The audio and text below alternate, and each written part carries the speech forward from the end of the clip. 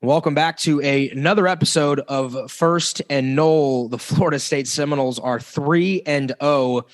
And oh my goodness, you can't believe how this game shook out. 35-31 against the Louisville Cardinals. I'm Ariya Massoudi alongside Curt Weiler of the Osceola, Roberto Aguayo, the former Grozo Award winner and Tampa Bay Buccaneer, is here with us each and every week to break down the Seminoles. And Roberto, let's start with you here because that was a roller coaster of emotions for FSU. Injuries galore. Guys are dropping like flies, and the Seminoles still find a way to win in a very hostile environment, a tough place for us historically. What did you see from the Noles on Friday night? Grit. I think, this was their first. We talked about it last podcast. It's first real test of how to deal with success. And, they had that long bye week. And we knew it was going to be, we knew what Louisville was capable of, right? And they came punching. And I thought we started out the blocks great. What did it take us 4 plays to score? And then they came right back and it was just a battle. And it was all the way to the end, to the fourth quarter. And we found out how to play. We finally played 4 quarters of football, and we pieced it all together. Yeah, we in some adversity with injuries, and with Tate Rodemaker coming in, and that's huge. A backup quarterback coming in and a hostile. Usually, it's to settle those guys in. They come in when you're up by 40, you're up by 50, right? Ease them into some game experience. But he came into a hostile environment. He did throw a pick, but after that, he adjusted. And at the end of the day, we got the W. That's all that matters. We leave Louisville, come back, and get ready for Boston College. We're going to talk plenty about the injuries and Tate Rodemaker on this episode. But, Curt, you were able to travel to Louisville for the match. The Noles find a way to win. Let's talk early on when Jordan Travis was healthy, when he was in the game. Offensively, the Noles were clicking on all cylinders, but defensively, they were struggling to contain Malik Cunningham and that Cardinals offense. What was that chess match like early from your vantage point? My bad. I was muted. That's my bad. It was, we were on pace for something crazy. Like we were I forget what it was. I tweeted it out at the time. I think it was 14-14. 350 yards at the end of the first quarter. It was like we were on pace for something crazy. Jordan Travis, like you said, picked up right where he left off and then some. I think he completed his first 10 or 11 passes. I saw people saying, it was Jameis against Pitt-esque. We're just a different circumstance, obviously, and by no means comparing him to Jameis, but it was that type of day where he couldn't seem to do anything wrong in the early going. Even his first interception hit Cam McDonald in the hand. Dude was under pressure and hit his target in the hand, and Cam didn't turn around, which led to the pick. But yeah, Malik Cunningham, we knew that was going to be a tough challenge. If Malik Cunningham played every game of his career against FSU, he may be the best player in the country. There's just something about him that is tough. And we can talk about the defense and then the struggles at times. I would say in the early going, I would say kind of in the middle of the second half there as well. But in key moments, the defense did what it needed to. Okay, it did enough. It's hard to complain too much about that on the road in the ACC. When, Roberto, you were at that game the night that Jameis debuted against Pitt on the road at Heinz Field, what was that like? Like when a quarterback gets into a groove like that and all of a sudden it feels like, he ain't going to miss, right? It's like a 3-point shooter in basketball. He's on and it's over for the opposing team. Yeah, you get hot. And honestly, it was a preparation beforehand, right? He knew he was starting. That was my debut too at Pitt. It was both of ours, and getting ready for the season. He was in his playbook. He was watching film, and that's what really puts you above all these other quarterbacks out there. Is if you know who your opponent is, what they're doing, where they're going to go, their tendencies, and at the same time being on the same page with wide receivers, you're going to succeed. And that's what I've seen from Travis. That's what I saw from Rodemaker. It took him a little while to get in, but you got to get acclimated to that speed, be on the same page. And that's why you practice, right? The little tendencies of the wide receivers, when they're going to make the break, where they're going to cut, how quick do they make, each other's cuts. It's like people probably, have it as like an understatement of like, oh, he went in and he balled and, he did great, but that's hard to do. He could have came in there, and folded, and it could have been a 35-21 final, but he came in there, did what he had to do. And I love it. And we got two quarterbacks, so we'll see. I ain't going to lie to y'all. When Jordan went down, I said a word that rhymes with spit, and it was loud, clapping the ground. I thought that game was over. I'll sit here and eat crow. I thought that game was over. I was like, I don't believe in what we have left in our options. We've been saying if Jordan goes down, even preseason when we were talking, his health was paramount to FSU's success. But that's a credit to Rodemaker. That, like you said, the preparation that he put in to be ready for his moment. But Curt, when he was put in, it didn't go that well at the beginning. I mean, he threw a pick on 3rd and 26, which only, I think, fortified our thoughts for him coming in. Curt, what were you thinking when Rodemaker comes in on that first drive and it does not go well? Yeah, I wasn't cursing up in the press box, but there was definitely a bit of staring down. We can talk about Jordan. Things looked worse, I think, now, without knowing the full extent. Mike Norvell, obviously not one for details when it comes to injuries, but it doesn't seem like something that's going to end Jordan's season. See what that timeline is. But I was definitely sitting up there, definitely just having some thoughts of like, am I really about to cover another season like this? Because, we talked all along. I mean, I remember I did a preseason panel with some other guys and was kind of like, I think this team can win 7 games, maybe 8 games with Jordan. I think with Tate Rodemaker, from all we'd seen, I mean, he came in with no touchdowns and 4 picks and about a 50% completion rate.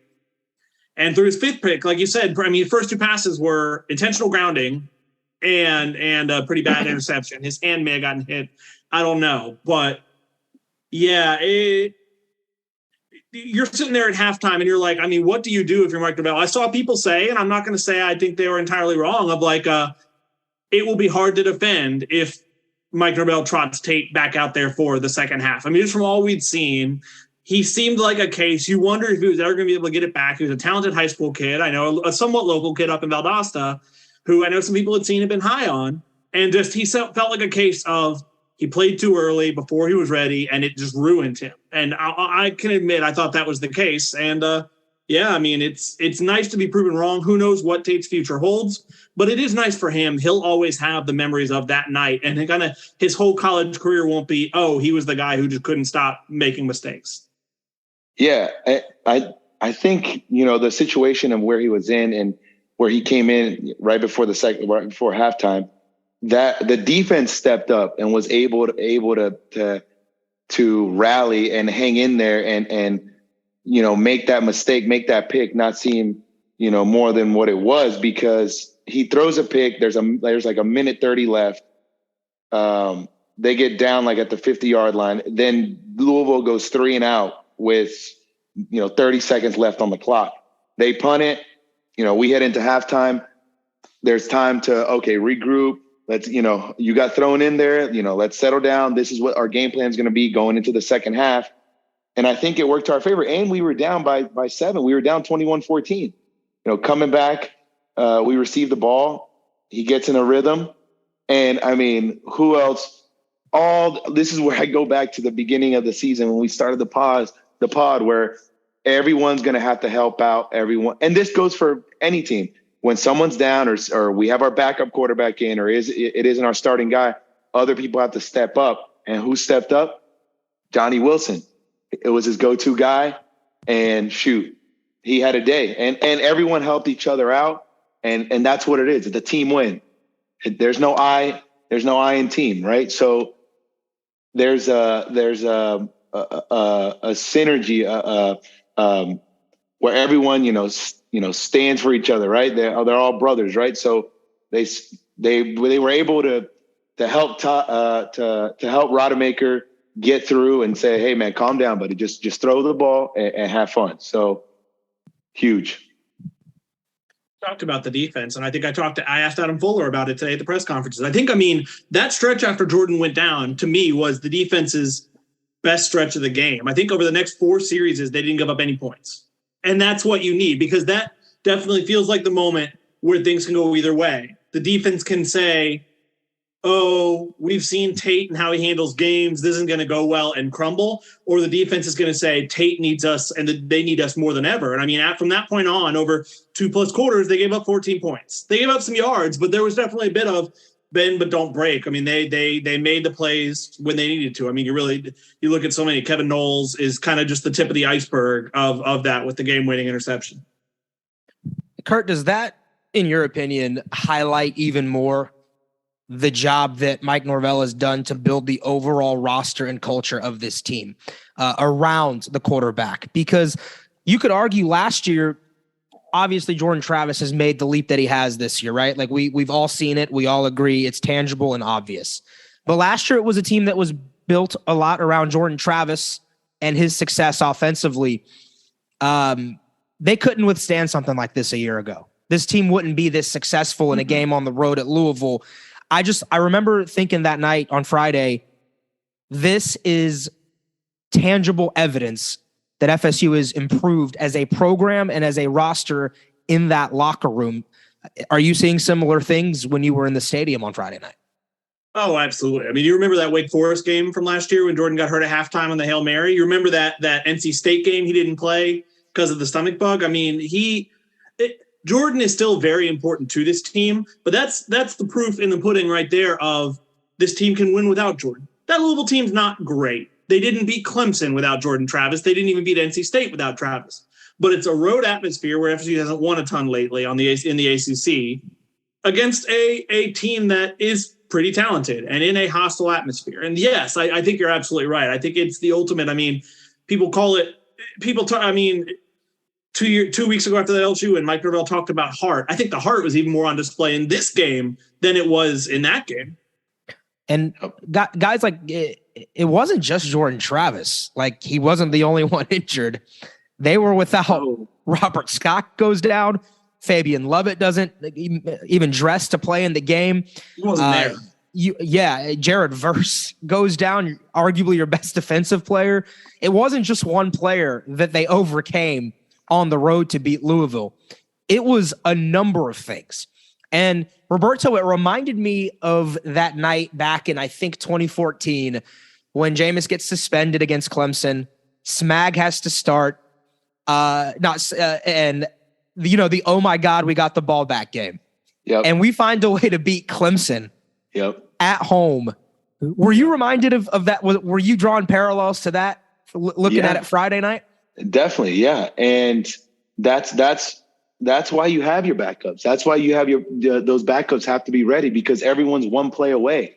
Someone goes out there, is warming up, tweaks an ankle, tweaks something. All right, man, you're the next guy up, and we have to rely on you. And that's, as a coach, as a coaching staff, you got to make sure, okay, who's backup? Who's the backup? Who's coming in if this guy goes down?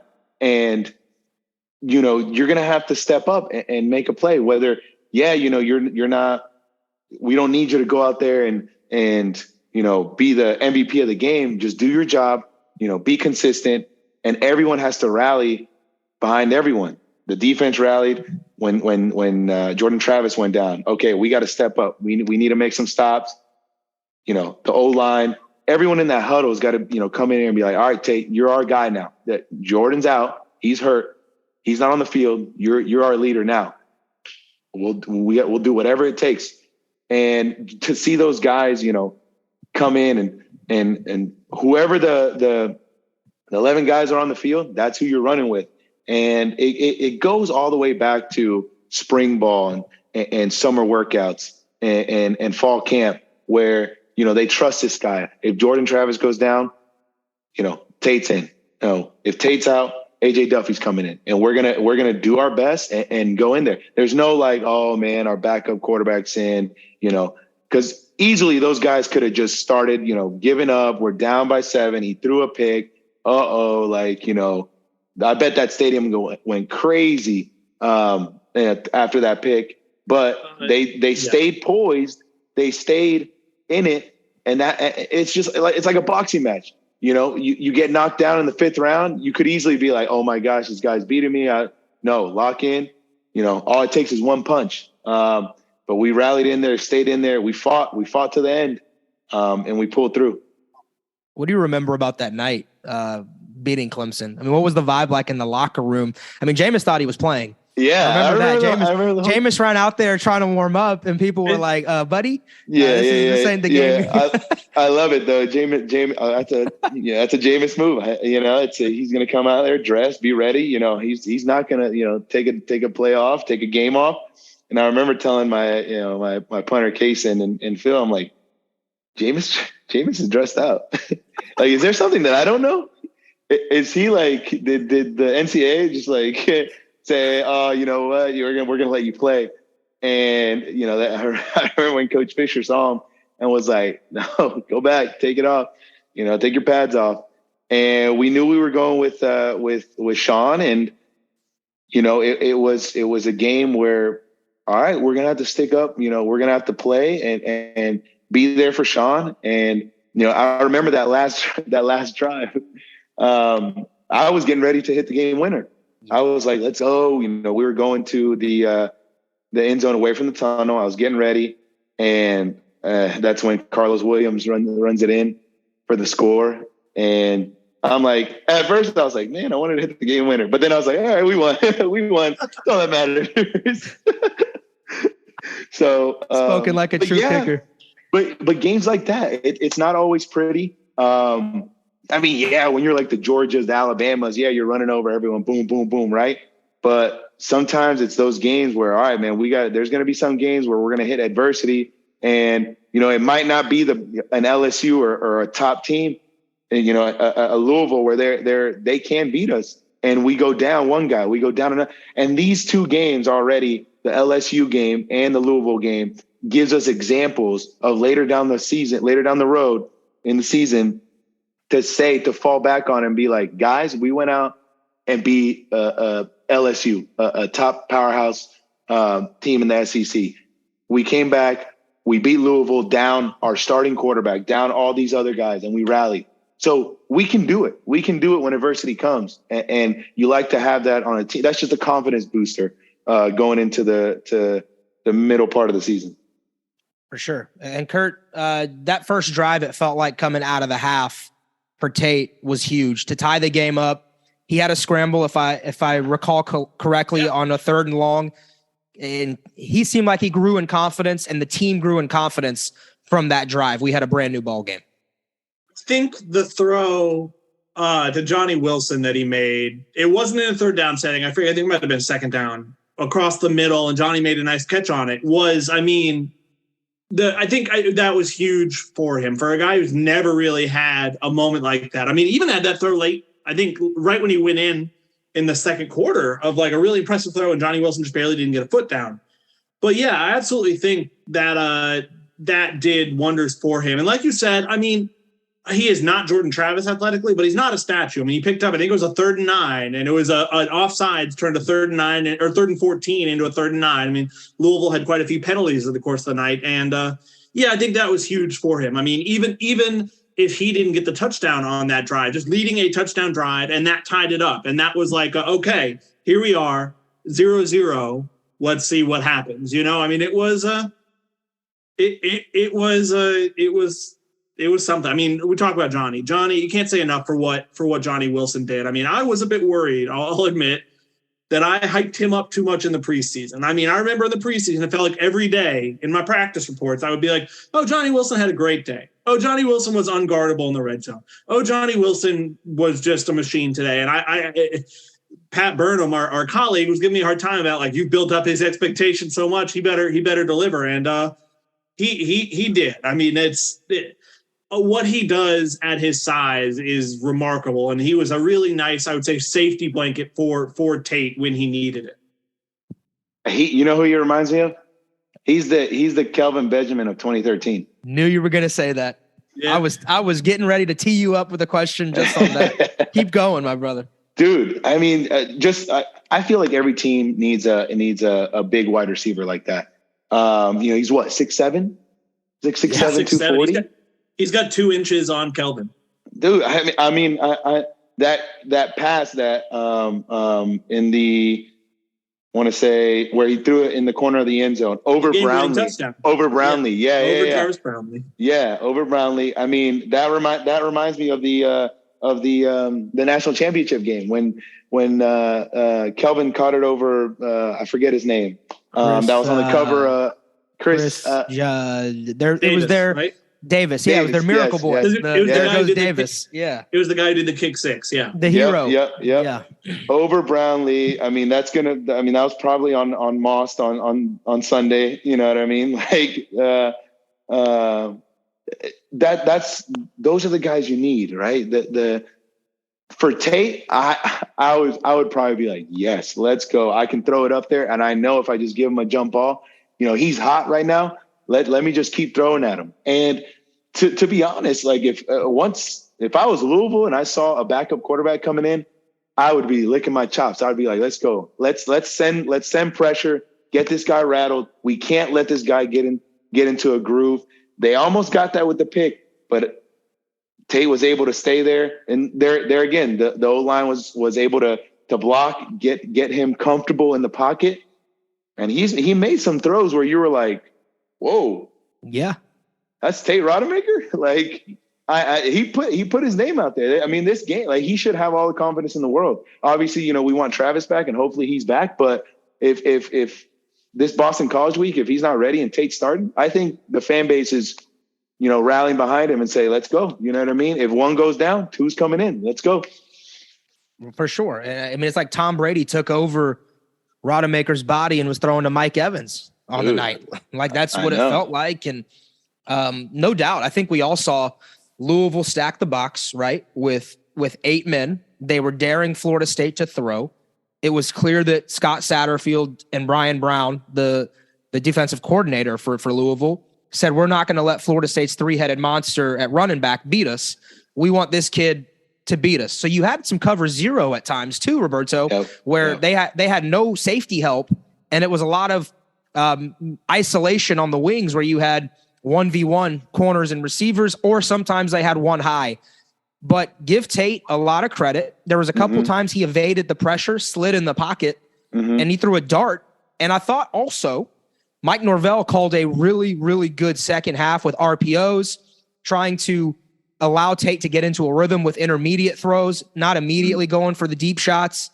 Yeah, Johnny Wilson was great, but I thought Tate built confidence as that half went on. And then once he hit a couple of those throws, Florida State finished with some rushing yards. I mean, Ward Benson got going there in the fourth quarter, and I think a lot of that had to do with the respect that Tate Rodemaker made Louisville have to have as that game went on, because it opened up some running lanes too, in my opinion. And that goes back again to what I was talking about in the first 2 pods, where every phase of our team can deliver when needed, right? It's not like, oh, we're just a running team. Oh, we stop the run, then we can't pass. We have guys that can pass. And then once you start exposing the guys in the second level, where they're like, all right, well, now we got to defend the pass. And then what do? Hit the run. And that's how, you know what I mean? Like if you're going to try to play cover 3 and cover 4 and try to stop the pass, we're going to hit you with the draws, hit you with the runs. And then you're going to have to stop us there. So I think we have a really good team leading into the middle part of the season. So if we can keep stacking the days and keep that chip on our shoulder, and it's gonna be, I'm making a bold prediction here, a hot take, but if we keep just focusing and doing what we're doing, the middle of the season, we could be, we can definitely beat Boston College. I mean, the way we played the first 2 games, I like our chances with Wake. And then it's Clemson? NC State and then Clemson. NC State. Honestly, that'll be a big test. But I think the way we've played and if we can, get these guys healed and still play to our strengths and our game, we can contend in all 3 of those games. 100%. I agree tenfold. Before we talk more about the future of this team going forward, Curt, I've been wanting to say this because you saw it firsthand. Louisville stinks. I gathered that watching it, like, man, they're not lining up correctly. They've got Malik Cunningham pulling receivers to try and get them and pushing them into the right spots. They've got 3 false starts in a row happening. They fumble inside the 15 when they had FSU gassed. It was just like, that is a snake with its head cut off. And the steadiness of Florida State, right, throughout that night, no matter who your quarterback is, I thought really highlighted and magnified just the chaos that Louisville seemed to play with. Yeah, I think Louisville did play with some chaos. I think it looked like Florida State, dare I say, wanted it more. Is that like, do you agree with that assessment? I think Louisville looked like a team, with a coach who was on a decently hot seat and entered on an even hotter seat, and that can it feels like that can unite or that can divide a bit, and it feels like it might be going towards the latter. We'll see how the next few weeks go for them there. But yeah, Scott Satterfield is in trouble. It speaks to what we've talked about with Florida State. I will say, Ariya, before we move on, I do think we should talk a bit since we have the Florida State kicker on here. I think we should talk a bit about that. Ariya's muted. Definitely. That's definitely that's a good point. Berto, I'll let you kind of carry this segment because I know you and Ryan have talked in the past, and good kid, comes from a very successful program in Colquitt County. Yeah. Just having a funk right now, huh? Definitely. And Ryan's one of my good friends. And I've been working with him since I met him when I was in 2013. I went to a camp up in Dothan, Alabama, and he was 2013. He was probably like 12, maybe.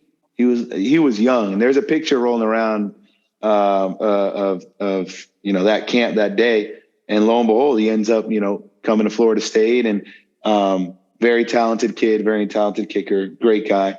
But not only him, a lot of kickers deal with certain situations like this. I dealt with it. As much success as I had, I dealt with the adversity and the negativity. And you would never wish this on anyone, right? And people don't know unless they're kickers and they've gone through it, where you just get in a phase. And I think a lot of people can take this into their own lives, and whatever craft they do, whatever job they have, sometimes it's not always rolling. Sometimes you just wake up and you can't see. No matter what you do, nothing works. That's why it's so great, and it's so amazing when guys put up numbers that are just crazy, and in the times of greatness, you appreciate what you've done and how hard it is to do, because it's times like this where Ryan missed 2 in this game, and I know how talented he is, I know how great he is, but there's at the end of the day, it's something that only he will know and go through, and if he wants to talk, I'm here for him, and but it's something that it's hard to explain, and we see it. We saw the game last week. Was it who was it? The kicker for it was a purple team. He missed an extra point to tie the game, and then he missed the game winner, or the field goal to win the game. ECU against East Carolina. ECU. Yeah. The purple, forever known as the purple team. I know. And you just to be honest, you don't want to go to class. You don't want to go. You don't want to be seen. You don't want to do anything. The only thing you want to do is fit. You want to fast forward that week and get back to the next game, so you can go out there and kick another one and get that, that monkey off your back. And I've seen it in documentaries. I've seen it in the Conor McGregor documentary. When you lose, when you don't do your job, you feel like everyone just, is looking at you and saying, wow, this guy sucks, or this guy, doesn't deserve to play, blah, blah, blah.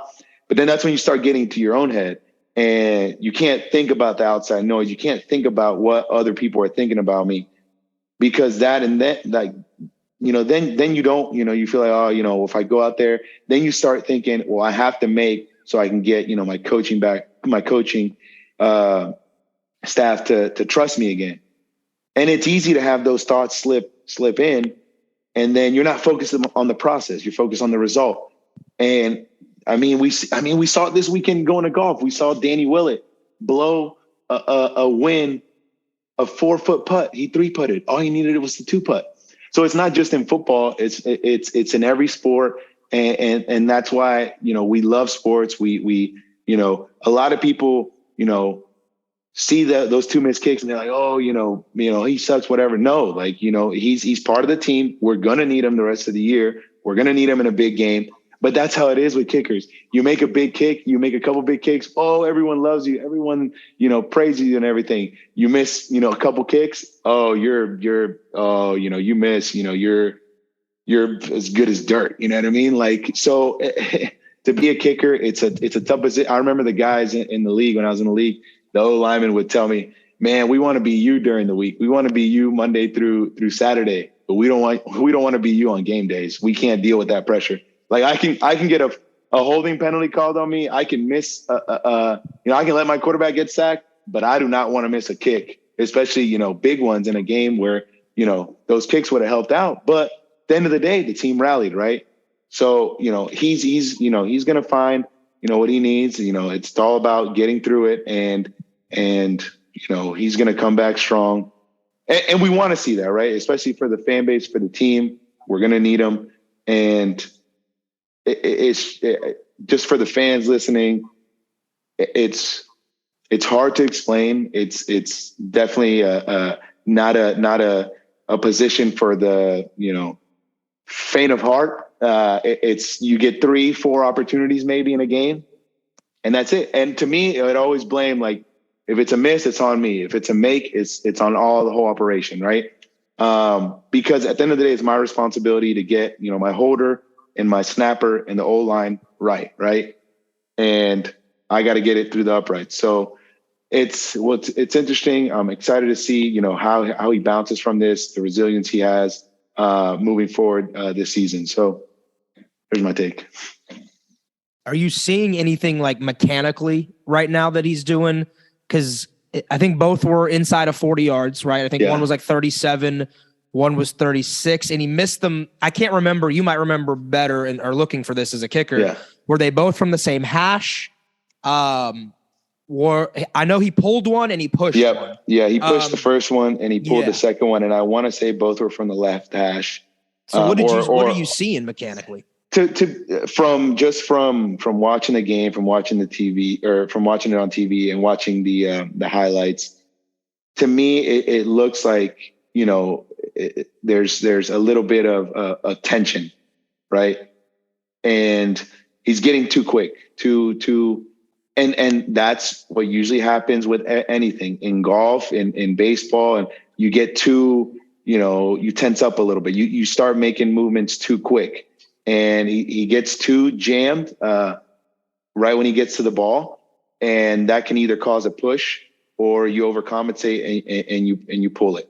So, but it's easier said than done, saying, relax, because you're already excited. And this is what I tell my guys in when I teach the guys in my academy, like, slow it down. You're already going to be amped up, be excited to go. We want to be, as much as we can get our heart rate down, we're not out there to hype up or go crazy. I remember when we played Clemson at Clemson that 13 year, I was like, it was hype. I was getting excited, It was my redshirt freshman year. I'm in there, before kickoff, jumping with the guys, like, let's go. I go to kick off and I hit a worm burner that probably got 2 yards off the ground. I walk off the sidelines and I'm like, what am I doing? Like, my job isn't to go hit someone in the head. You know what I mean? My job is to hit a good kickoff and, get it there, get good hang so the guys can cover. So from that was a learning experience for me. It's like, dude, I'm not out here to get hype and jump around. My job is to stay as level-headed as possible, whether in the lows or in the highs, I tell my guys, you want to feel like a snail going out there. Everything's like slow. You take your steps back slow. I see him take his steps back really, really quick. It's already, he wants to go, he wants to make it. He wants to hit a good ball, but I feel like he's focused on results. And that's what Coach Fisher used to tell us, like, don't focus on results. Don't focus on, I need a rush for 100. I need to do that. Focus on the process, what you got to do to get there. So he can slow it down a little bit, focus on the process, be comfortable in that pre-shot routine. That'll help him light years, right? And then just stacking the kicks, right? Stacking the extra points, stacking another field goal, and just stacking it. That's the only way, you can build from this. So I'm excited to see what he does. I'll be up in Tallahassee this weekend too. So I'll be able to see the team and talk to him and those guys and, get them right. Yeah. I mean, and you got to think too, that he's aware of, Tate's coming in. Our team right now is kind of fighting with our backs against the wall. So he might've put extra pressure on himself with that second kick to feel like he had to make it to help his team out. When you were in a funk, Roberto, and this will be the last we talk about it, and we'll move on to the BC and talk about the Eagles. When you were in a funk, what were some things that you tried to do, whether it was on the field or off the field, to try and like center yourself again and get right mentally for your next game? So it's a very good question, honestly. And when you haven't gone through adversity and you haven't, I think this is probably his first, real like adversity that he's hit. He missed the game, the field goal last year in the Notre Dame game, but it's not. I think these are more like going back to back, missing two, 30-yard field goals. It's more, and you can really go deep and start thinking, well, this is it. Trying to put the blame, or not even trying to, just then you start doubting, like, wait, could it be this? Could it be this? Could it be this? And that's when you can get in a real, you're just digging yourself a deeper hole, where sometimes it's just, hey man, like, you put that past you missed it. If it's technical and you think it's technical, let's work on the technical, but keep the same approach. Right. Or if it's not technique, how are we approaching the game? Or do we need to, be more methodical in our process, calm myself down? That's when you got to really start analyzing, all right, how am I acting now? And this is why I tell my guys to keep a journal. Keep a journal. And every time you go out there and kick, when you have good days, write down what you did that whole day. From what you ate, how you slept. Did I do my homework? Did I get everything done? Was the outside off the field clutter out? How did I approach practice? How did I go about, practice? What did I eat? So you can go back and say, okay, this is what I did when I was doing good. And then on your worst days, on the days where you went out there and just didn't do good, okay, how did I do that? Like, why did I do bad? What are some things? And then you can go back to that journal and say, okay, maybe I need to start doing this. And it starts bringing back those good thoughts. All we need is a good thought, coming from these games. And you go back to that journal, you realize, okay, this is what I did, that week, that game, that practice, and take that in and roll on that and just build on that. And that's what I did. When I went through adversity, it's like, hey, let's calm down. What do I do good? What makes it comfortable and easy? And just to get by a little bit and then just build that confidence. Because when you're hot, when that confidence is there, it's like you can't miss. It's like I can go out there with my eyes closed and just boom, boom, boom, boom. So getting there and we're never going to go out there and be on fire, for a long time. Yeah, we're going to miss some, but it's just keeping those misses to a minimum and knowing how to fight back out of it. It just makes you a better person, overall and a better player to be able to come through those defeats. Can I brag on you for 1 second? You know how many field goals you missed under 40 in your career at Florida State? None. Kickers know these things. I just looked it up as you were talking, as you were giving us the breakdown. Yeah. And I'm like, I don't think this kid missed a single field goal under 40. You were 44 for 44. Yeah. And it makes you appreciate that stat more, it's tough. I mean, you see guys missing 20-yarders, but it goes back to, my operation, Phil, Steven Gabbard, Case and Beatty, greatest holder, I've ever had. Like, those guys are contribute, the O-line, blocking, not having a field goal blocked. You know what I mean? That counts into the equation. If I would have got one blocked, it would have been like, oh, he missed one.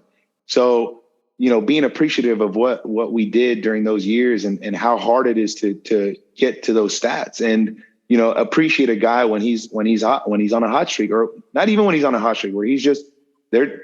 I mean, I guess you could say a hot streak where they're rolling. You appreciate that more, not just in just kicking, but overall, quarterback, running back, receiver. It's everyone strives for that. Everyone wants to have be the best wide receiver, be the best quarterback. So you appreciate, those games and those players that can do that. And we'll see how how it plays out. And it's just a chip on his shoulder for him and a way to bounce back. And just like Tate last year, everyone had wrote him off, and there was all these like memes and stuff like, oh my gosh, Tate's coming in, and he had that chip on his shoulder. He went in, showed what he could do. So it's an opportunity. I look at it. So yeah.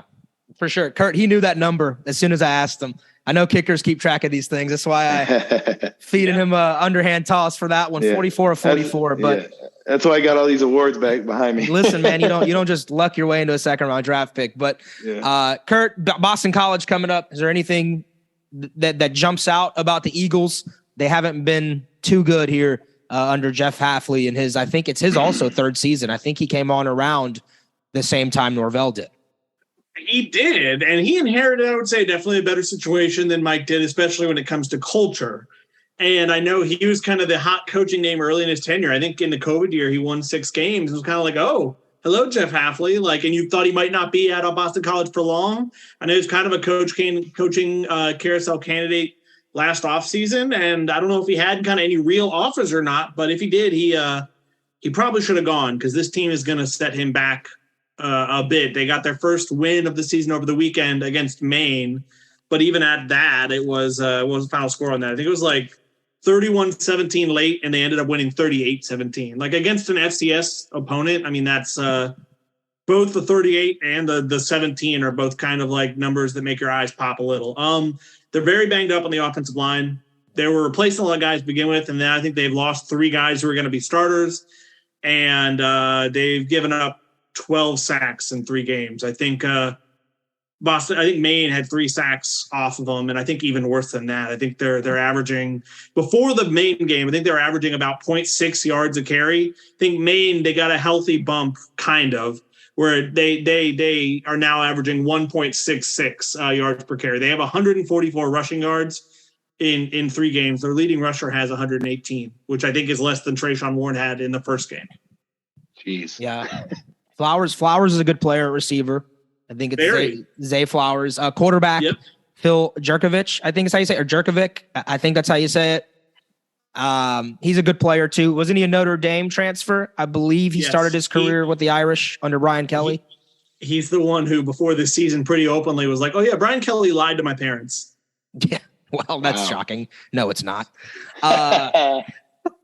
So yeah, he had 3 picks in his first 2 games. I think threw a pick on the first play of the game. I mean, I think some of that speaks to, he's had experience and had success, and is now behind an offensive line where he's having very little time to operate. We obviously don't know the status of FSU's offensive line. I think they might get Fabian Lovett back. They're going to have Jared Verse or Malcolm Ray, but regardless, I think you feel good. So does Vegas. It's, I think, a 16.5-point spread. I love that. That's hefty. Berto, early thoughts on the Eagles? Florida State has a really good shot to go 4-0. Really good shot. And yeah, they've won 1 game against Maine. We're in Doak Campbell, 8:00 game. That stadium's going to get loud. I think it just pans out for FSU, coming out with a win. I think if we keep playing the way we're playing, it'll be interesting to see.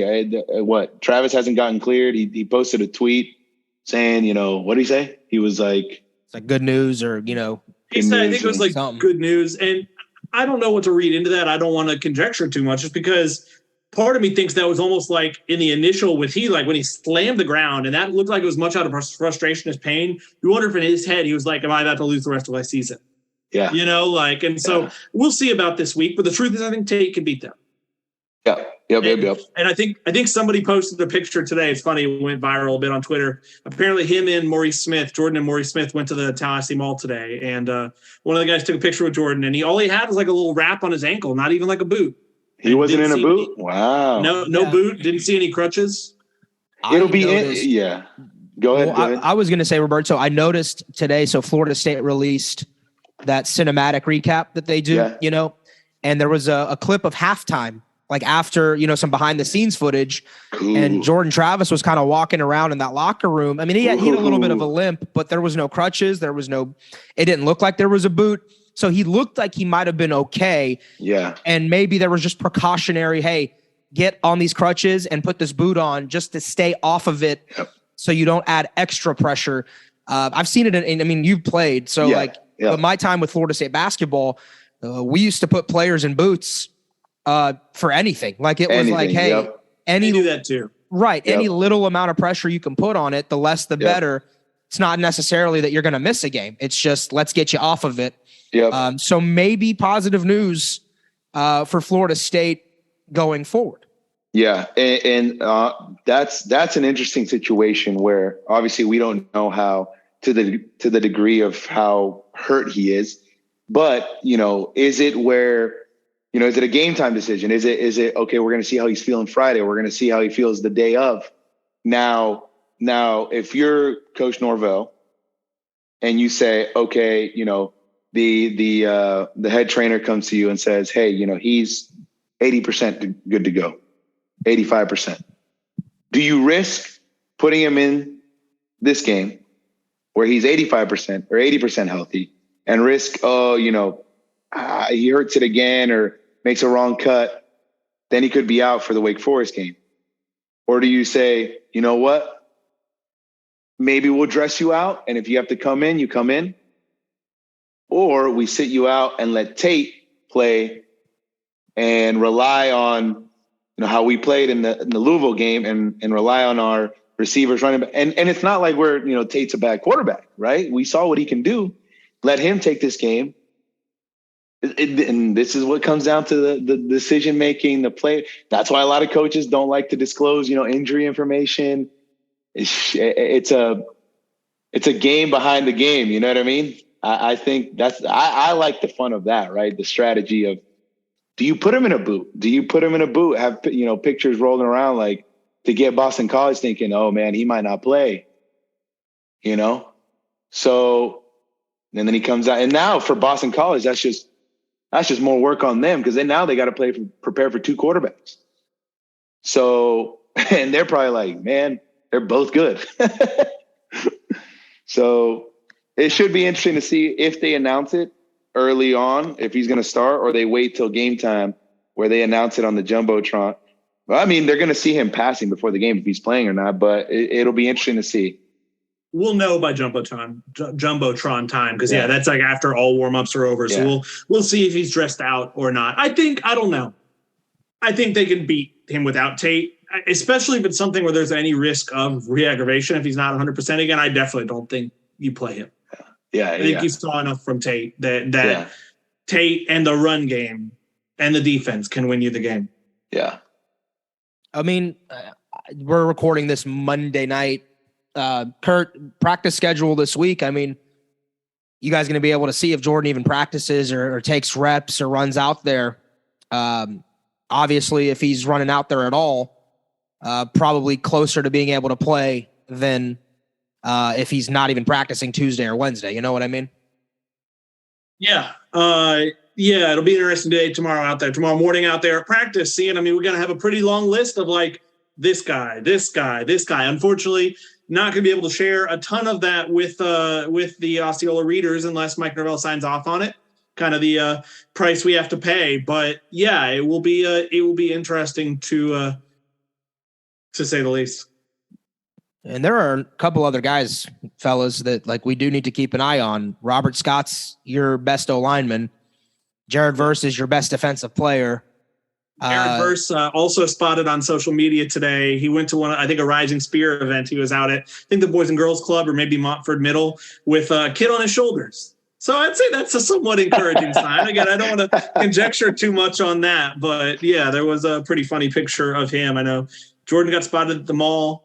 Jared was doing a Rising Spear NIL thing.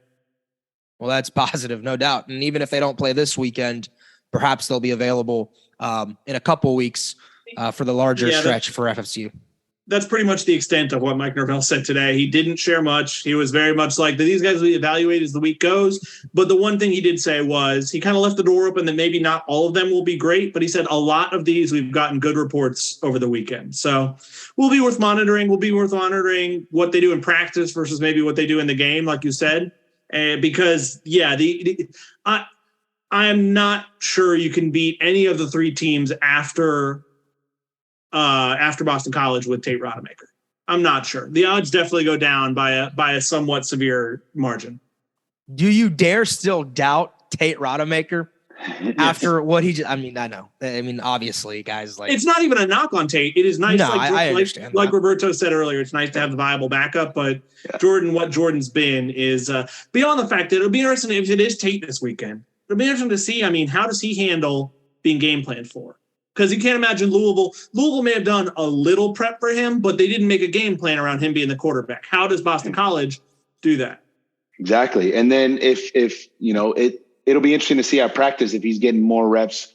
Well, if Travis isn't practicing, I think that's good. He's getting reps with the ones.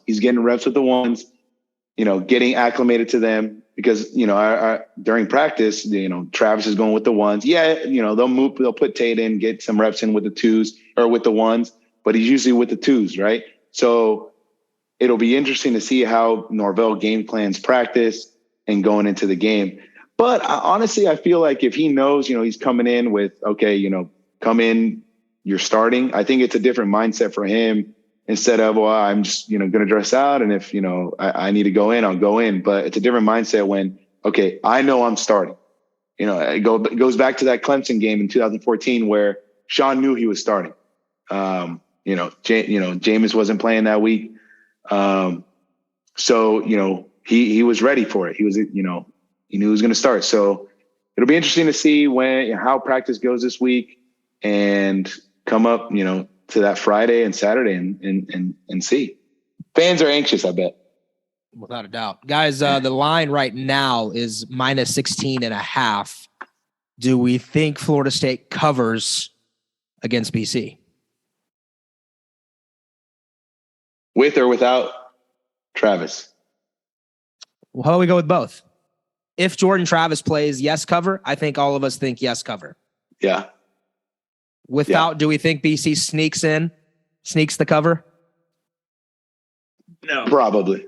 No. So, Curt, you still feel confident it's a 17-point win for Florida State with Tate?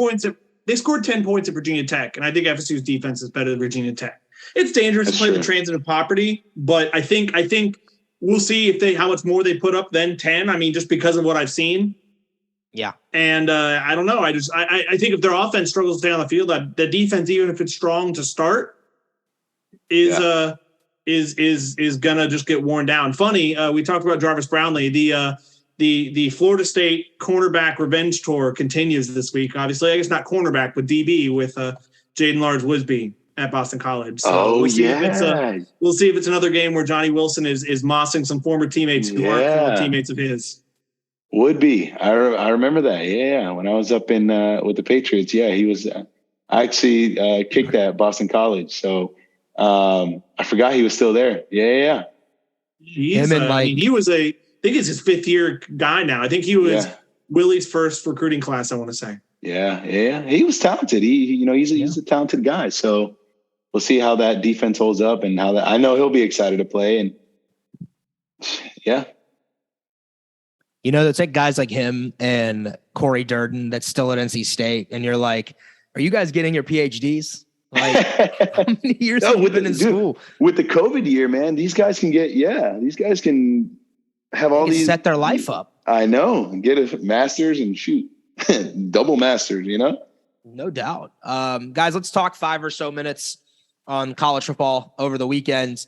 There were some scores that definitely I thought popped out to me. First off, Jimbo got revenge. Well, I say revenge. He did what he always does against Miami, and he took care of business. It was not a pretty game, but that defense in College Station got the job done. Yeah, I think that was about as good as the game could have worked out if you're an FSU fan. I think you FSU fans were really torn, didn't really want to cheer for either side. I think A&M winning, but its offense still not looking very good, and Jimbo not really winning back much of kind of the favor that he's lost there is I would say kind of the best case scenario. Yeah, I think that was good. I think win's a win. I think Miami has a good team. It's Cristobal's first year, right? Yeah. At the helm. He has a good background. Well, he was at Oregon, right? Yeah. Yeah. Local guy. I saw the little clip they did of him on College Game Day. I think he's going to turn that program around. They're not bad. I'm just salty they put them at 25 over us. We're unranked still. It's tough. That's tough. It's interesting. It was interesting watching that broadcast. Cristobal, I think he's a great recruiter. I question him as a game day coach, and he kind of has built a reputation for how he manages the clock. And I was kind of getting roasted for that by Fowler and Herbstreit during that game Saturday night. Really? What? Really? Yeah, they were just kind of like, this is some interesting clock management and what was this? I think the stat was like Miami was the first team since like 2000, I think, to have like 26 first downs in a game and no touchdowns. Wow. It was something crazy like that. And so, yeah, I mean, they moved the ball pretty well. I was not blown away by Tyler Van Dyke. I think he was missing Charleston Rambo from last year's team, and obviously they were without Xavier Restrepo, their leading receiver. So right. I don't know. We'll see. That feels like it could be a game. Miami. I wasn't sure. I thought Miami. I mean, who knows? FSU and Miami will probably both be entirely different teams by the time that game rolls around. Yeah, I haven't been blown away so much by Miami that I'm circling that as like less likely than I thought it was coming into the year. I think those games are always a game there, even when there may be a bit of a talent discrepancy, and I'm not sure there's much of one. They didn't score an offensive touchdown. I think they hit 3 field goals against Texas A&M. So a lot of work to do down in Coral Gables. Florida. Wow, I thought for a minute USF was going to pull off the unthinkable in the swamp. Florida got lucky. They should have. Florida got lucky, and I think after that first week against Utah, where everybody was singing Napier's praises and Richardson was, a Heisman Trophy candidate all of a sudden after one game, and he is really fallen back down to earth. And I think Florida has had a dose of humility and reality kind of applied to them here the last couple of weeks. Yeah, I think, I was watching it at one point. I was like, wait, is USF really about to beat Florida? But yeah, I mean, they got real hyped after that first game, Richardson, he's all the Florida fans were talking, we're the team to beat in the state, blah, blah, blah. But then they lost that second game, and now they're barely squeezing out of USF. It'll be interesting. Who do they have next? Who do they have this weekend? Tennessee. They're at Tennessee. And Tennessee's like a -11. So an 11-point favorite. Wow. Tennessee's offense looks incredible right now. I mean, just really putting up points with Josh Heupel. But, historically, Florida seems to have owned Tennessee, especially the last couple of years. It just feels like Tennessee can't find an answer against the Gators, even in the years that they, on paper look like they have a good shot to win the game. And that's at Rocky Top, right? That's going to be a CBS game. Should be a lot of fun. I like Tennessee this year. Finally, I think they're going to get the job done against Florida, but it's hard to just straight up pick it because Florida, for whatever reason, finds an answer against them. And this will be a little more. They've had a little more success against Florida recently, right? Like they were kind of like Kentucky, where for the longest time they just could not beat Florida to save their lives. Yep. This is a game that will set the tone for the rest of the season. If they lose this game, it's kind of like, all right, Florida's kind of just, they're not contenders, this year. They'll finish 8-4, maybe 9-3, not even. But if they win this game, this will turn it around. Like an SEC win. They go into Tennessee. Tennessee's a good team this year. And that'll kind of give them the confidence boost. Like, okay, yeah, we did lose. We won big first. We lost our second one. We barely squeezed it out of USF. But hey, it's a win on the season. Take the win, run, and if they can come in and they can pull it out. I wouldn't bet against them, but it'll be interesting to see that game. That'll be a fun game. Does Anthony Richardson throw his first touchdown of the season this weekend? Because I think he's at no touchdowns and 4 picks. Yeah, I mean, he has all the talent in the world. He does. He's big dude, can sling it. Has a good arm. If he can get in there settled, and they can play like FSU's been playing the last 2 games. They can go in there and win. Guys, Tennessee has 1 win over Florida since 2004. Jeez. 2016. Yeah, that's it. I remembered when they broke it. It felt like it was closer than 2016. I'm looking at it now, but yeah, they've lost the last 5. Mullen never lost to Tennessee. They have 1 win. That was it. That 2016 win is all they've had since 2004. I mean, it's domination. Again, like historically, it's very much a bad pick, but this might be the most lopsided the 2 teams have looked to start the season. So we'll see.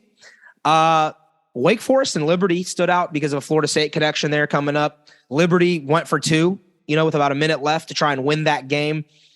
Wake holds on by 1, but the Demon Deacons look vulnerable, guys. Like, no matter who's at quarterback for Florida State, it looks like FSU will at least have a puncher's chance.